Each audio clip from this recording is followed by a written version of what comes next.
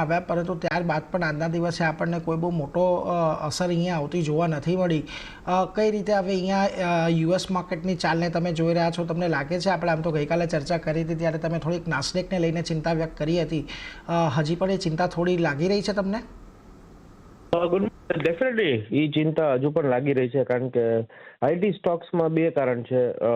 એક તો આપણે ડીપસીકનું કારણ હતું જ કે એની લીધે જે એનવીડિયાની ચિપ્સમાં ડિમાન્ડ ઓછી આવશે અને એનું જોઈતું, અને હવે ચાઇના તરફથી નિવેદન આવે છે કે મે બી ગૂગલ ઉપર એન્ટી ટ્રસ્ટનો એ કેસ પણ કરી શકે છે. તો તમે જો બે દિગ્ગજ કંપનીઓને અસર થઈ રહી છે અને એની સાઇડ ઇફેક્ટ્સ તો ચોક્કસ આઈટી સ્ટોક્સમાં આવશે જ નાસ્ડેકમાં. અને તમે જુઓ ગઈકાલના એક ફ્લેટ ક્લોઝિંગ બાદ નાસ્ડેકમાં આજે ફ્યુચર 100 પોઈન્ટ ઓલરેડી ડાઉન છે નાસ્ડેકમાં, અત્યારે જે આપણે વાત કરી છે ત્યારે. તો ડેફિનેટલી હજુ તમે જો કોઈ મેજર તેજી નથી, કારણ કે નીરજ કોઈ પોઝિટિવ માટે હવે રેટ કટ સિવાય વર્લ્ડ ઓવર એક કંઈ પોઝિટિવ ન્યૂઝ એક્સપેક્ટેશન નથી, કારણ કે ઇકોનોમી સ્લોડાઉન છે, ખ્યાલ છે, વોર બધા પતી ગયા છે, હવે ટ્રેડ વોર અને રેટ કટ બે જ વસ્તુ મેજર આપણે એક્સપેક્ટ કરી છે, કારણ કે અર્નિંગ્સ એ મેજરલી પતી ગયા છે. તો ક્યાંક ને ક્યાંક મને લાગે છે કે આ બે વસ્તુ જોતા આઈટી સ્ટોક હજુ પણ દબાણમાં રહેશે.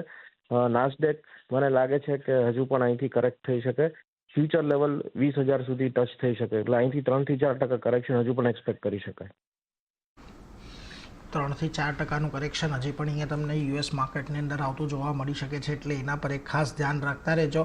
પરંતુ કુછ ગઈકાલે જે એફઆઈઆઈસના આંકડા આવ્યા, ગઈકાલ સાંજથી જ્યારથી આ આંકડા જાહેર થયા છે ત્યારથી ઘણા બધી જગ્યા ઉપર લોકોને ખુશી જોવા મળી રહી છે, કારણ કે 809 કરોડની એક ખરીદદારી ગઈકાલે કેશ સેગમેન્ટમાં આવી. હવે ફ્યુચર્સમાં પણ જુઓ, લોંગ 14,000 કરોડના છે સામે 16,000 કરોડના શોર્ટ કાપીને ગયા છે. ઇન્ડેક્સ ઓપ્શનની અંદર પણ તમને અત્યારે પુટ શોર્ટ અને કોલ લોંગ એટલે કે બંને બાજુ બુલિશ સાઇડના જે પોઝિશનિંગ છે એ થોડા વધારે સારા જોવા મળી રહ્યા છે. અને સ્ટોક ફ્યુચર્સમાં પણ એક સારી એવી ખરીદદારી છે. આશાનું કિરણ અત્યારે આવી ગયું છે કે હજી થોડાક આને વધારે તેજસ્વી થવાની રાહ જોવી જોઈએ આપણે? ડેફિનેટલી આશાનું કિરણ બધાના સોશિયલ મીડિયામાં ગઈકાલે સાંજે જ આવી ગયું હતું 6 વાગે, નીરજ. પણ ડીઆઈનું શું, આપણે ડીઆઈના ફિગર કોઈ જોતા નથી. ડીઆઈએ 16 ડિસેમ્બર પછી પહેલી વાર વેચવાલીનો ફિગર આવ્યો છે, તો એ પણ આપણે જોવાનું છે કે આશાની કિરણ એક બાજુથી તો આવી, પણ બીજી બાજુથી કેમ સેલિંગ આવ્યું છે. એટલે ક્યાંક ને ક્યાંક તમે જો તો રોટેશનલ ચાલી રહ્યું છે. એફઆઈ વોઝ સેલિંગ તો ડીઆઈ વોઝ બાઇંગ. હવે ગઈકાલે ડીઆઈએ વેચ્યું છે, એટલે ભલે નેટ આપણે જોઈએ તો તેજી છે, બટ હવે આજનું ફોલોઅપ જોવું પડશે કે કેટલું આવે છે. એટલે 1 થી 2 દિવસ આપણે હજી જોવાનું કે જો 1 થી 2 દિવસમાં આપણે શોર્ટ કવરિંગ, રિયલી આ શોર્ટ કવરિંગ હોય તો હજુ 2 દિવસ આપણે બાઇંગ જોશું. એટલે યસ, ડેફિનેટલી ટર્નિંગ પોઈન્ટ એક કહેવાય કે પોઝ થયું છે, બટ આજે શું થાય છે એ ફિગર્સમાં ખાસ જોવાનું રહેશે. જો આજે ફરી ડીઆઈ સેલ કરે છે, મારા માટે ડીઆઈ મહત્વનું છે એફઆઈ કરતાં. એટલે જો અહીંયાથી ખાસ કરીને તમારે હજી પણ ડીઆઈઆઈસને ખાસ ફોકસ રાખવાનું છે. એફઆઈએસની તો એક ખરીદદારી આવી છે, એટલે ત્યાં કેવા એક મૂવ્સ આવે છે એના પર એક ખાસ નજર રાખતા રહીશું. પરંતુ ખાસ કરીને ગઈકાલના દિવસે જુઓ, આપણને જે પ્રકારે નિફ્ટીની અંદર એક તેજી આવતી દેખાય અને પોઝિટિવિટી સાથે આપણે 23,700 પાર બંધ થવામાં ખાસ કરીને સફળ રહ્યા છીએ. મહત્ત્વની વાત એટલા માટે કે જુઓ, અહીંયા ગઈકાલે નિફ્ટી તમને 200 દિવસ અને 50 દિવસ, 100 દિવસ, ત્રણ મૂવિંગ એવરેજ, એક્સપોનેન્શિયલ મૂવિંગ એવરેજની ઉપર ખાસ કરીને બંધ થતો દેખાયો છે. 100 ને આજે નથી કર્યું, 20, 50 અને 200ની ઉપર છે. ખાસ કરીને લાગે છે તમને જે પ્રકારે ઓપ્શનના પણ ડેટા છે, કારણ કે જુઓ અહીંયા તમને 23,000 પર સૌથી વધારે તમને ઓઆઈ એડિશન ગઈકાલે થતું જોવા મળ્યું. 24,000 પાસે સૌથી વધારે કોલ રાઇટર્સ અત્યારે ઊભા છે. બીજી તરફ 23,500 પર પુટ રાઇટર એક મોટા પ્રમાણમાં અત્યારે આપણને ઊભેલા દેખાઈ રહ્યા છે. 23,700, 23,600 આ બધી જગ્યાએ સારા પ્રમાણમાં પુટ રાઇટિંગ થયું છે. કઈ રીતે હવે અહીંયાથી તમે નિફ્ટીની ચાલે જોશો? આમ તો ગઈકાલે જ્યારે આપણે ચર્ચા કરી રહ્યા હતા ક્લોઝિંગમાં 23,800ની તમે વાત કરી હતી કે 23,800, 820 પાસે એક ચિંતા છે. કઈ રીતે આજના દિવસના હવે અહીંયાથી તમે જોઈ રહ્યા છો કારોબારને નિફ્ટીના? આમાં કેવું છે, મારા કેલ્ક્યુલેશન પ્રમાણે 200 દિવસની એવરેજ 23,850 આવે છે. મારા ચાર્ટિંગ પ્રમાણે જે મેં મારા વેઇટ્સ આપ્યા છે તો ક્રુશિયલ લેવલ મારા માટે 23,850 છે, જેમ ગઈકાલે પણ કીધું. જ્યાં સુધી 23,850 ઉપર ક્લોઝિંગ નહીં આવે ત્યાં સુધી હું થોડો કોશિયસ છું. મે બી આપણે શોર્ટ્સ તો આપણે 2 દિવસ પહેલા પણ ચર્ચા કરી, 23,400 આજુબાજુ આપણે શોર્ટ્સ કવર થઈ ગયા છે. બટ 23,400 થી 23,850 ની રેન્જ એવી છે નીરજ કે નો ટ્રેડ ઝોન છે. વોલેટિલિટી ઇન્ટ્રાડેમાં જોવા મળશે.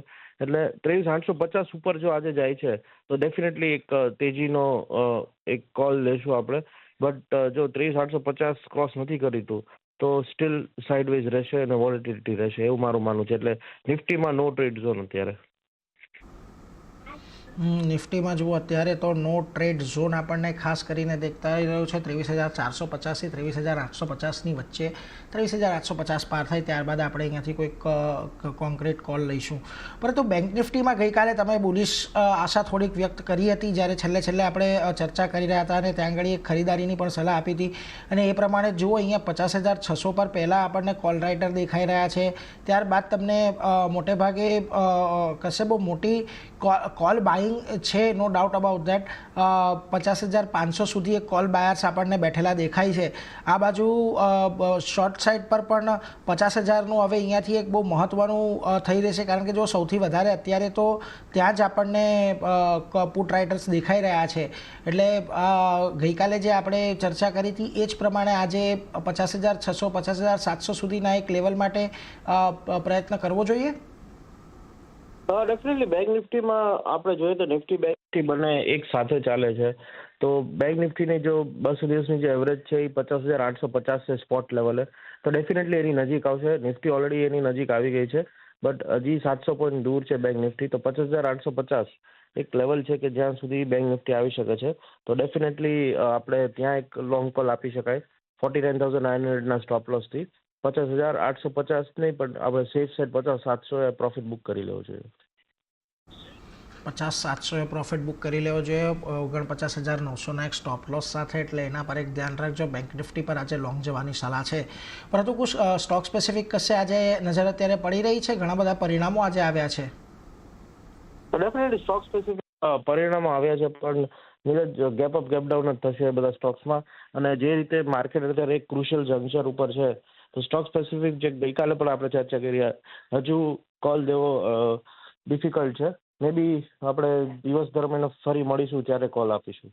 સૌથી પહેલું છે SRF. SRFમાં આપણે જોઈએ તો અમે આ કાઉન્ટરમાં ક્લાયન્ટને મંથલી બેઝના હિસાબથી રિકમેન્ડ કરેલો છે. કાઉન્ટર આપણે જોશું તો 2021થી કન્ટિન્યુઅસલી એક કન્સોલિડેશન ફ્રન્ટમાં આપણને ચાલતા પણ જોવા મળતો અને એનું બ્રેકઆઉટ બનતા પણ જોવા મળે છે. ઓવરઓલ ડેરિવેટિવ ટેકનિકલ સેટઅપ જોઈએ તો બિલો ધ એવરેજ આપણે જોશું આનું, તો ઓઆઈની પોઝિશન ચાલતા પણ જોવા મળે છે. તો બહુ જ અહીંયાથી ઓપન રેન્જ છે ઓઆઈને એક ઇન્ક્રીઝ થવા માટે અને કાઉન્ટર માટે બી એક સ્ટ્રેન્થ છે. જે હિસાબથી સેટઅપ ચાલતા પણ જોવા મળે છે એ હિસાબથી લાગે છે કે ફિબોનાકીસ આપણે જોયું અપસાઇડમાં તો ડાયરેક્ટલી 3200 થી 3400ના રેન્જમાં કાઉન્ટર જાતા પણ આવનારા દિવસોમાં જોવા મળી શકે છે. સો લોંગની પોઝિશન ક્રિએટ કરવાની સલાહ રહેશે. SRFમાં ડાઉન સાઇડમાં 2920નો સ્ટોપ લોસ રહેશે, અપસાઇડમાં 3100નો ટાર્ગેટ રહેશે. જે સેકન્ડ બાય કોલ છે એ છે એક્સાઇડ ઇન્ડસ્ટ્રીઝ. એક્સાઇડ ઇન્ડસ્ટ્રીઝ બી આપણે જોઈએ તો અપસાઇડના લેવલથી ખાસ આપણને ઘટાડા કાઉન્ટરમાં જોવા મળ્યો છે. 600ના લેવલથી આપણે જોશું તો કાઉન્ટર ડાઉન સાઇડમાં 338 સુધીમાં એક ઘટાડો જોવા મળ્યો છે. વચ્ચેના 4-5 દિવસ અંદર આપણે જોવું હોય તો એનાથી ડેલી ચાર્ટમાં એનાથી ઇન્વર્સ હેડ એન્ડ શોલ્ડરની પેટર્નનું બ્રેકઆઉટ બનતા પણ જોવા મળી રહ્યું છે. જેમાં કાઉન્ટર આજના દિવસમાં 384ના ઉપર નીકળે છે. એક મોમેન્ટમ પિકઅપ થતા પણ જોવા મળશે કાઉન્ટરનું 450ના લેવલ સુધી, જ્યાં સુધી આપણે મને લાગે છે 50 DMનો બી રેઝિસ્ટન્સ બનતા પણ જોવા મળે છે 420-25ના લેવલ પર. સો કરંટ વ્યૂથી મને લાગે છે લોંગની પોઝિશન ક્રિએટ કરી છે. મોમેન્ટમ પિક રહેશે.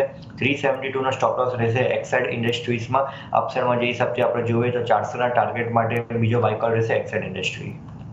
કાવેરી સીડ્સનું કાઉન્ટર છે KSCL, એક સ્ટ્રોંગ બ્રેકઆઉટ જોયો હતો ટ્રાયંગલ ફોર્મેશનનો. સારા વોલ્યુમ્સ બિલ્ડ થતા જોવા મળ્યા હતા. હાયર લેવલ્સથી આપણને એક વેચવાલી જોવા મળી, પરંતુ એક રિટ્રેસમેન્ટ ક્યાંક ને ક્યાંક કમ્પ્લીટ થતા જોયો છે. જે પ્રીવિયસ લેવલ બ્રેકઆઉટના હતા એ આપણે રીટેસ્ટ કર્યા છે. તો KSCL ની અંદર બાયની સલાહ છે. આ જે સ્ટોપ લોસ નીચેમાં રાખવાનો છે 925નો રાખવાનો છે. ઉપરમાં 1025 સુધીના લક્ષ્યાંક એક્સપેક્ટેડ છે, 1025 ટાર્ગેટ. બીજી જે પસંદગી છે એ છે આરતી ઇન્ડસ્ટ્રીઝનું કાઉન્ટર. એની અંદર પણ એક સ્ટ્રોંગ નીચેના સાઈડથી વોલ્યુમ્સ બિલ્ડ થતા જોવા મળ્યા છે. એક રિવર્સલ પેટર્ન ફોર્મેશન જોવા મળી છે. આરતી ઇન્ડસ્ટ્રીઝમાં બાયની સલાહ છે. 440નો સ્ટોપ લોસ રાખવાનો છે અને 530ના લક્ષ્યાંક એક્સપેક્ટેડ છે.